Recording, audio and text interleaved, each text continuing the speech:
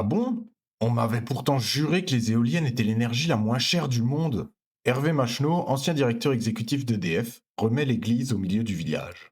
Production, d'électricité en France, il est le plus faible d'Europe, à part la Norvège et la Suède qui sont essentiellement, de l'énergie hydraulique. Bah, comment Le ça se prix fait de alors que l'électricité, l'Allemagne paye, ils viennent de subventionner massivement Oui, l'industrie c'est pour mmh. ça. pour équilibrer précisément, parce que le prix de l'électricité en Allemagne est 2 fois plus élevé Mmh. qu'en France et d'ailleurs le niveau de pollution au kilowattheure produit est 10 fois plus élevé qu'en France. Tiens donc, le fameux modèle allemand qu'on nous vendait partout.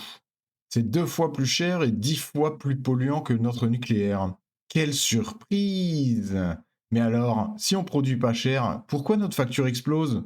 La réponse m'a un peu titillé quand même, j'avoue. Le prix de l'électricité a été pendant 40 ans le le coût de production d'électricité. Or ce coût qui est représenté à 85 aujourd'hui par du nucléaire et de l'éolien est stable depuis de est toujours stable et à cause du développement totalement incontrôlé des énergies renouvelables, à cause de la création des fournisseurs alternatifs qui ont créé à cause de la création d'un marché de l'électricité, aujourd'hui, le prix de l'électricité est totalement déconnecté du coût de production qui devrait être autour de 60 €. Effec Le coût Ah bah ça alors, on nous aurait menti.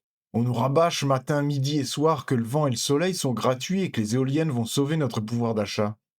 La réalité, c'est le développement incontrôlé des énergies intermittentes qui parasite le réseau et fait exploser les coûts.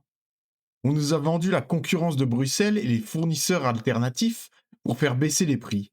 La réalité, ce sont des parasites qui ne produisent rien, qui spéculent et qui font que le prix est totalement déconnecté du coût réel. Le prix de notre électricité devrait être le coût de production. Tout ce que vous payez au-dessus, ce n'est pas de l'énergie. C'est une taxe déguisée pour financer le délire écolo et la bureaucratie de Bruxelles. Elle est pas belle, la transition énergétique? Allez, partagez ça à tous ceux qui pleurent devant leur facture EDF.